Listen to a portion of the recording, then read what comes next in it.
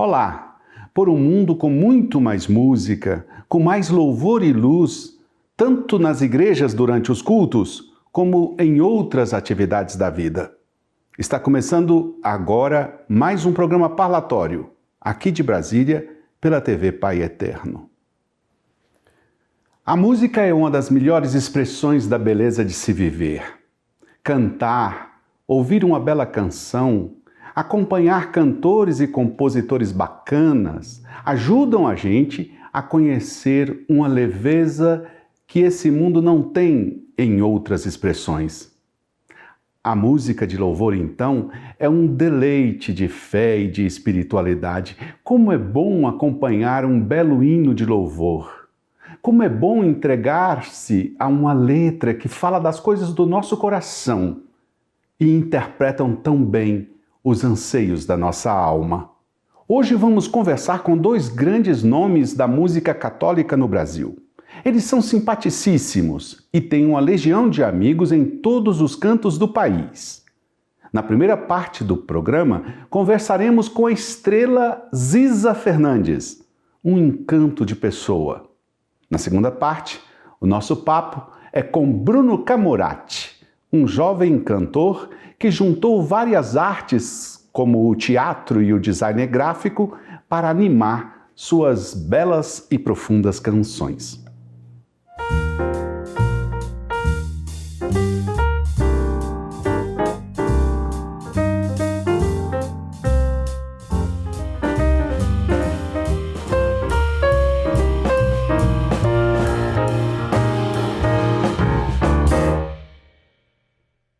Jadair de Oliveira Fernandes, mais conhecida pelo nome artístico de Ziza Fernandes, nasceu na cidade de Moreira Salles, no Paraná. Mudou-se para Maringá e se interessou por piano e pela evangelização através da música. Depois, mudou-se para Curitiba e conquistou o Brasil. Além de cantora e compositora, Ziza também é psicóloga e acabou de concluir seu mestrado nessa área. Olá, Ziza! Todas as pessoas que souberam que íamos conversar com você aqui no programa abriram um sorriso de orelha a orelha. É um imenso prazer receber você aqui. Aqui nós falamos de valores humanos e cristãos e por isso inserimos na pauta de todas as entrevistas a palavra solidariedade. É justamente por isso que começo te perguntando como você tem sentido, vivido e trabalhado com outras pessoas durante esse tempo da pandemia. O tempo da pandemia, eu acredito que veio para revelar quem a gente é de verdade. Acho que é sempre um desafio de vida a gente se relacionar e enquanto confinados, enquanto dentro de uma pandemia, ficou muito claro e vai ficar cada vez mais quem nós somos. E quando a gente é apertado, quando a gente é pressionado pela vida, não tem jeito da gente disfarçar nossa personalidade, disfarçar os valores que nos regem, disfarçar os nossos reais motivos de amor. Como eu tenho vivido na pandemia, me senti apertada, acuada, com medo no começo, muito pressionada pela vida, mas teve uma coisa muito incrível. Teve um dia, padre, que eu fui obrigada a fechar a casa física da minha produtora. Eu tenho pessoas que trabalham comigo dentro da Oficina Viva e eu tinha que tomar uma postura por causa da dificuldade financeira, né? Por causa do aperto, do cancelamento imediato de vários eventos que a gente organizava. E foi lindo um dia, eu quero contar isso para o senhor para dizer exatamente como eu vivi a pandemia. Eu reuni minha equipe no Zoom, no nosso ambiente digital, e com muito sofrimento eu tive que dizer a eles que eu ia ter que fechar a casa da oficina. Nós já estávamos trabalhando de home office e que eu teria que viver uma redução salarial de todo mundo, que eu teria que solicitar ajuda do governo para eu conseguir manter todo mundo e todo mundo bem. Mas nisso eu explodi em choro, de medo, né? De medo de todo mundo passar perto, de medo de todo mundo não ter de onde tirar o seu sustento. Eu fiquei muito preocupada com os meus. E a coisa mais linda que eu recebi de retorno deles foi: A Jaqueline, uma das minhas companheiras de trabalho, né, que é a nossa secretária da Oficina Viva, ela estava na roça com a mãe dela. E na roça, no meio do meu choro, no meio do meu zelo por eles, ela me disse assim: ô chefa, eu quero te dizer uma coisa. Aqui na roça tem um pé de abacate, tem um pé de limão, tem pé de laranja e tem pé de banana. Se aqui em casa tiver fruta, na sua casa também vai ter. Então, chefa, a gente tem banana, a gente tem abacate. Me emociona de lembrar. A gente tem abacate, a gente tem laranja. Não vai faltar nada pra gente não, chefa. Você fica tranquila. Então, como eu te respondo, padre? Eu conheci as melhores pessoas que eu podia conhecer na vida nesta pandemia. Ziza, para continuar, eu te pergunto uma coisa importante. Quando a gente fala de louvor, imediatamente a nossa cabeça se dirige ao que fazemos legitimamente para Deus. Mas você acha que muitas pessoas e instituições aqui entre nós também merecem louvor pelo que estão fazendo nesse tempo tão duro que estamos atravessando juntos? Sim, eu acho que tem pessoas que merecem a minha admiração e merecem uma presença da minha parte louvável, né? Eu posso louvar e agradecer e admirar e aplaudir alguém desde que eu não esteja contaminada e corroída pela inveja de estar no lugar daquela pessoa. Porque acho que a pior coisa que existe para o louvor é a inveja. Eu acho que a atitude de admiração a alguém é uma atitude de louvor a Deus. Por quê? Quando eu reconheço aquela pessoa, aquela personalidade, né? Aquele caráter, né? Aquela pessoa movida por princípios éticos elevados e que me inspiram, eu já sei que ela tá na frente. Eu já sei que ela tá melhor do que eu. Se isso me incomoda, o problema não é aquela pessoa, o problema é a qualidade, é o calibre da minha alma. Ziza, nós temos muita coisa para conversar com você. Nosso tempo é curto, mas eu tenho que fazer uma pergunta muito importante. Pode ser? Pode perguntar, pá, tem problema não. Porque não é todo dia que a gente fala com uma estrela, né? Até parece cadente. Nada de cadente não, é uma estrela em ascensão. E na verdade eu quero te perguntar o seguinte: muita gente tem a curiosidade de saber como é que se lida com a fama, com a notoriedade. Até para pessoas que não têm um compromisso de fé, parece ser uma grande prova. Você sofre ou você tem muita alegria em ser famosa? Bom, eu não me considero uma pessoa famosa porque eu vou no mercado tranquila, na farmácia, né? Eu não me considero uma pessoa famosa. Ser conhecida em algum aspecto, em algum microcosmo, porque eu sou uma pessoa pouco conhecida e ao mesmo tempo diferencio fama de sucesso. Existem pessoas que lutam por um lugar ao sol pelo simples fato do reconhecimento público. Eu acredito que o reconhecimento público tem que vir da competência. Se você não tem uma competência, se não tem algo que te compete, se não tem algo que você tem como dever para ter um mínimo de reconhecimento e aquela competência vindo da qualidade do seu trabalho, você está galgando uma coisa que passa com o tempo, é vaidade pura. Eu tenho sucesso aqui na sacada de casa, lendo um bom livro, vivendo o meu momento presente ou recebendo as bananas, as laranjas e o abacate da Jaqueline, entende? Não tem melhor sucesso na minha vida do que eu ter escutado isso da minha secretária. Assim, gente, isso é impagável, isso é melhor do que cantar. Eu cantei na presença do Papa Francisco para milhões de pessoas na praia de Copacabana na jornada de 2013, numa transmissão mundial da primeira viagem internacional do Papa Francisco no mundo. Mas eu fiquei mais emocionada de ouvir a Jaqueline que me daria abacates, bananas, limões e laranjas, porque tem sentido de vida mais do que o impacto público. Ô Ziza, que coisa mais boa é essa de ouvir você? Você é amada, viu? Muito amada por muita gente. E uma maneira da gente poder agradecer a sua presença aqui no programa é também pedir a você que compartilhe conosco o que você está fazendo neste momento. Eu dirijo a Oficina Viva Produções, que é a minha produtora, e essa produtora tem vários núcleos criativos e que oferece cursos online e presenciais também, agora 100% online.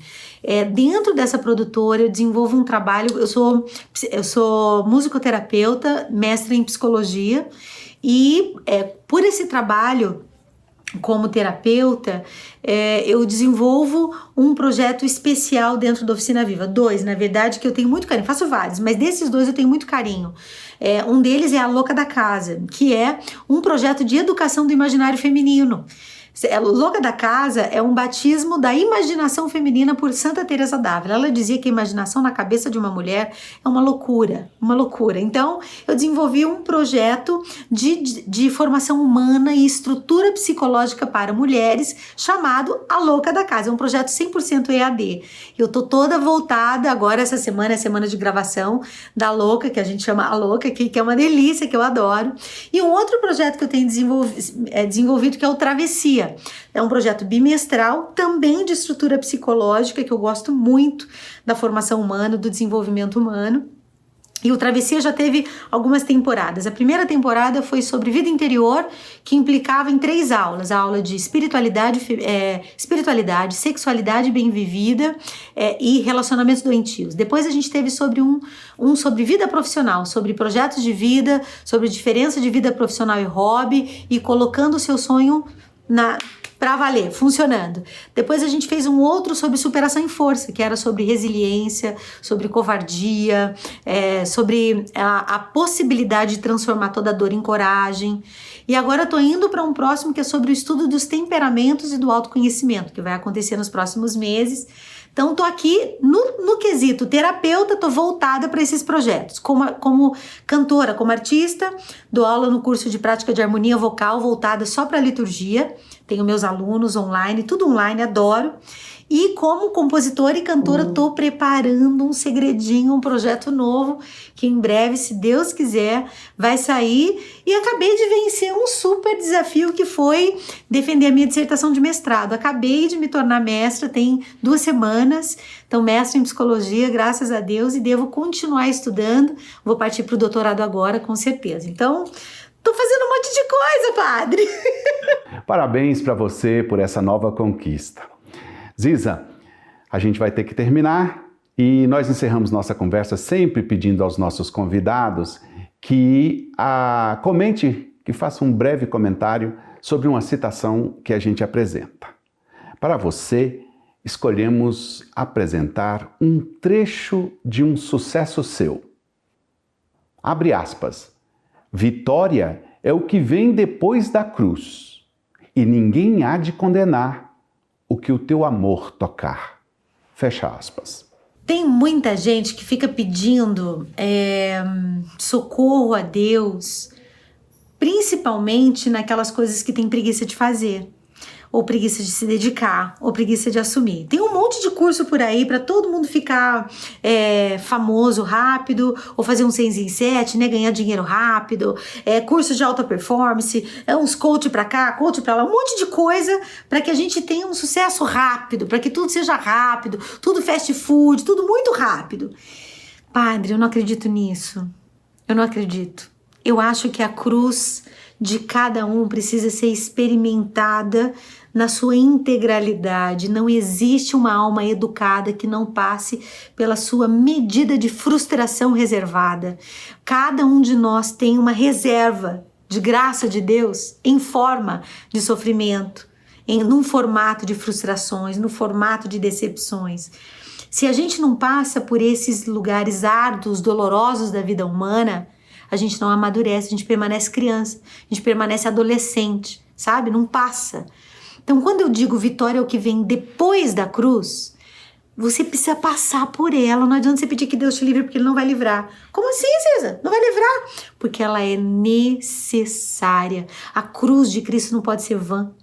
E ela é atual, ela é hoje. Ela é no agora.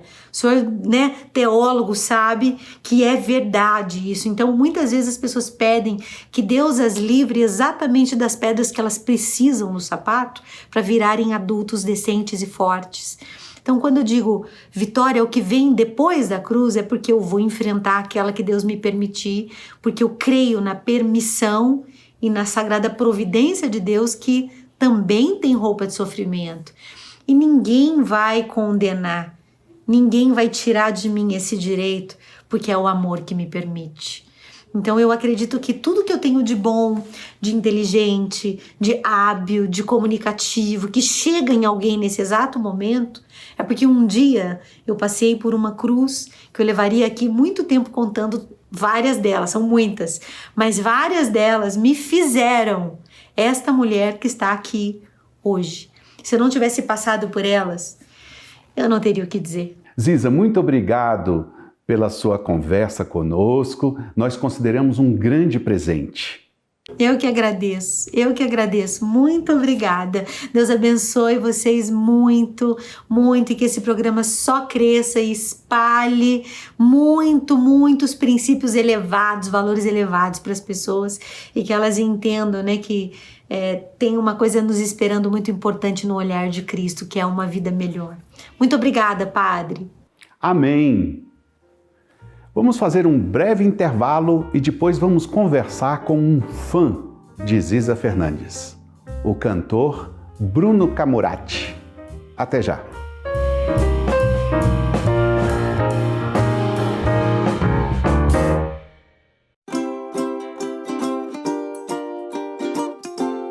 O Pai Eterno ama todos os seus filhos. Ele quer sempre estar perto da gente.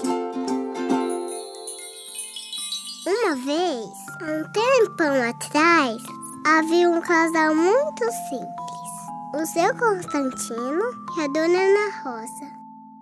Um dia, o seu Constantino saiu para trabalhar perto do córrego, Barro Preto.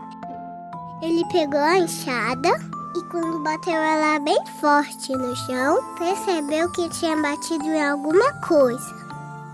Ele pensou que fosse uma pedra, mas não era não. Entendeu o que eu achei, Ana Rosa? Era um medalhão. E nele tinha a imagem da Santíssima Trindade, coroando Nossa Mãezinha do Céu. Aí o Constantino e a Ana Rosa levaram o medalhão para casa. Eles estavam na frente dele todo dia e recebiam muitas visitas. Então fizeram uma capelinha de palha para que mais pessoas também rezassem. Gente que vinha de muito longe, de carro de boi e até a pé.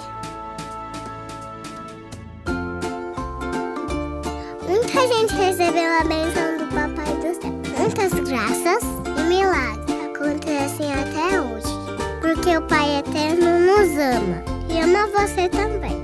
E todos que o recebem, com o coração de uma criança, herdarão seu reino.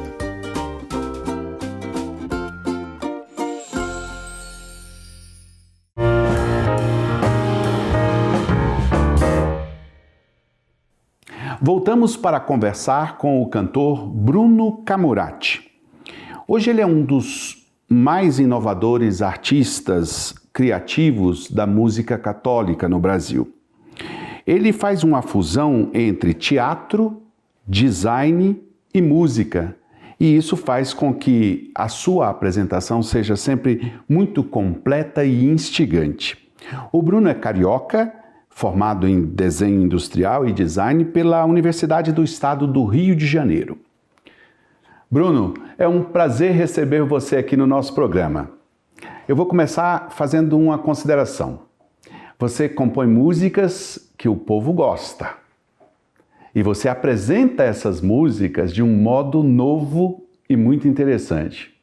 Eu começo então te perguntando sobre isso. O diálogo entre várias artes ajuda até que ponto na transmissão da mensagem que você quer passar para as pessoas? Eu acho que quanto mais informação a gente tem, né, quanto mais formação e conhecimento, acho que mais isso agrega na nossa comunicação e na evangelização.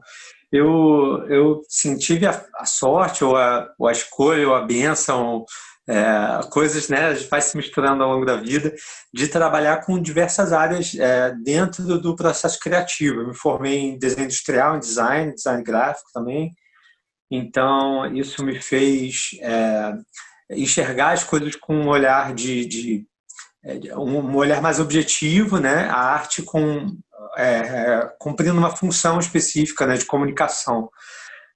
Eu sempre cantei a partir da igreja, comecei na igreja a cantar, a compor, a evoluir esse processo, e também comecei a fazer teatro dentro da igreja. A gente está muito acostumado na música católica, na igreja, a enxergar a música num aspecto somente ministerial, né? Assim, e a gente acaba esquecendo um pouco do lado artístico. Eu acho que tem que ser um equilíbrio, né? Da gente ter essa formação espiritual e de também entender que somos artistas e comunicadores, né? E eu acredito que quanto mais a gente puder ter de informação, de história, de cultura, de tecnologia, de até empreendimento hoje em dia, empreendedorismo e comunicação, melhor para a nossa evangelização. Bruno, na verdade agora essa pergunta é uma provocação. Quando a gente fala em louvor, normalmente as pessoas pensam naquilo que a gente fala, naquilo que a gente expressa em relação a Deus. Mas eu te pergunto, existem pessoas e instituições aqui entre nós que merecem o louvor? Eu acho que a música, quando você faz, né, quando você compõe sobre aquilo que você vive, você sente, né? Aquilo que está dentro da gente. Como já está na Bíblia, a boca fala do que o coração está cheio, né? E por isso que eu nem adoto muito esse termo de música católica ou música de louvor, porque eu acho que assim, nós somos, né? Nós somos católicos. A música ela vai expressar aquilo que está dentro da gente, seja a religião ou seja coisas negativas até, dependendo da pessoa. A música passou a ser usada simplesmente como de um caráter instrumental, assim, né? Para usar no grupo de oração, para usar na missa, para usar no terço ou para usar no show. Só que a música ela pode ocupar diversas funções. Então, eu acredito que a gente fazer o louvor ao povo, às situações que a gente sente necessidade de agradecer, de exaltar ou de criticar também, faz parte, eu acho, do trabalho do compositor, sabe? Inclusive dentro da igreja. Então, Bruno, eu posso dizer o nome de algumas pessoas e de algumas instituições e perguntar a você se elas merecem louvor? Tá. Você pode, assim, eu não sei exatamente qual louvor que eu vou dar para cada uma, né? Mas a gente tentar responder o mais sinceramente possível. Então, Bruno, eu vou começar. Papa Francisco. Merece todo o louvor. Eu sou muito fã do Papa Francisco. Aliás, todos os papas eu acho que sempre vão merecer esse louvor, né? Mas o Papa Francisco, para mim, assim, representa aquilo que eu queria ouvir, né? Do alto, assim, porque é uma coisa que a gente fala e a gente escuta nas esferas mais baixas. E ter o Papa falando essas verdades, para mim, me deixa muito feliz. Meu louvor é todo do Papa Francisco. Chadwick Boseman, aquele ator que fez o papel do Pantera Negra e faleceu recentemente. Eu acho que sim. Eu conheço pouco, né, da vida pessoal dele, mas eu acho que por tudo que ele representou, eu vi algumas entrevistas e eu acho que esse exemplo que deve ser dado para as pessoas de inclusão mesmo, né, da diversidade e dos negros, né, em todas as esferas, de mostrar que existem sim heróis negros, existem em todas as esferas, se pode ter um representante com poder, com protagonismo. Ele fez um trabalho maravilhoso. Eu curto. Pode estar meu louvor. Agora quero falar em duas instituições. A primeira é a Organização Mundial da Saúde. Olha, eu dou meu louvor porque, assim, primeiro, que eu não sou especialista em saúde, então eu não tenho como avaliar tecnicamente. Mas eu acho que é um desafio muito grande em um momento como hoje, a gente lidar com uma situação que é desconhecida, né? Que é totalmente desconhecida, uma doença que é desconhecida até para eles, até para os especialistas. Então, eu dou meu louvor sim, porque eu acho que eles estão descobrindo um pouco antes que a gente e tentando, às vezes, nem sempre devem acertar, às vezes podem acertar, às vezes podem errar, mas eles são as pessoas que foram escolhidas para ajudar a gente nesse processo. Então, e são especialistas, são cientistas, são pessoas formadas para isso. E eu acho que a gente deve, né, dar a César o que é de César, e a função deles é essa, então eu dou o meu louvor também. Bruno, e para terminar, algo que tem muita proximidade com você e com a sua carreira, o Escritório de Arrecadação e Distribuição para os Compositores, o ECAD. Esse aí é mais difícil, né? Ao longo do tempo fui conhecendo um pouco mais. Eu não tenho certeza, assim, né? A gente não sabe o que acontece lá. Eu não posso dizer que eles são totalmente, né, corruptos, que são justos ou que não são. Eu não vou dar o meu louvor, mas assim, eu agradeço também, porque acaba que eu, como compositor, recebo também pelo ECAD. E acontece assim que eu vejo também eles lutando com outros órgãos que desejam diminuir os valores dos compositores, como é o caso do sistema hoteleiro, dos eventos ao ar livre, agora que está sendo discutido muito, né, se é justo cobrar, né, o direito autoral ou não, e quem que deve pagar. Então, assim, eu, como compositor, agradeço o trabalho do ECAD, mas eu não vou também chegar ao ponto de louvar, que eu acho que já seria um pouco demais. Obrigado, Bruno, pela sua avaliação aí a respeito de pessoas e instituições. Bruno, você gravou uma música com a Ziza Fernandes. Ela foi a nossa convidada na primeira parte do programa. O título dessa música que vocês gravaram juntos é Cedo ou Tarde. E a letra dessa canção trata de não prestar culto às pessoas, porque elas podem nos decepcionar. Eu pergunto para você, você acha que hoje esse recado serve para a igreja e para a sociedade? Eu acho que serve para todo mundo, na verdade, né? Mas para a igreja é muito forte. A gente vive exaltando, assim, não só os cantores, que eu acho que é uma realidade. Existiu, acho que em um momento até histórico assim na igreja, onde, acho que na década passada, assim, né, no século passado, assim, no início dos anos 2000, assim, onde os artistas eram muito exaltados, né, assim, por serem famosos. Acho que a TV ajudou muito, então existiu essa questão que eu acho que inclusive impactou muito na vida e no trabalho dos próprios artistas, né. E também vale para os formadores, para os pregadores e para os sacerdotes também, que a igreja, né, o culto não é dado a eles, né, não é dado aos artistas, não é dado aos sacerdotes, não é dado aos políticos. Todo mundo é ser humano, todo mundo é passível de erro. E eu quis fazer essa música porque me incomoda isso, né? O fato de eu querer ser artista não significa que as pessoas têm o direito, assim, de invadir minha privacidade ou de esperar que eu seja de uma forma que elas imaginam no imaginário delas. Eu imagino que os sacerdotes realmente passem por isso eternamente, né? É claro que existe um exemplo que Jesus nos pede, né? De busca da perfeição, de coerência e de responsabilidade, de não escandalizar as pessoas. Mas existe o pecado, existe o ser humano, e existe a mortalidade. Então, eu não gosto desse lugar. Eu fiz várias músicas, inclusive, sobre isso, porque isso é uma coisa que me incomoda muito. Eu falo do meu ponto de vista de cantor, mas eu acredito que todo mundo que esteja num lugar de visibilidade sofre isso. E eu acho que a gente tem que aprender, como público, a não colocar as pessoas que têm protagonismo nesse lugar. Porque eles não pediram isso, e se a gente exige demais de alguém, o erro talvez seja nosso, mais do que deles.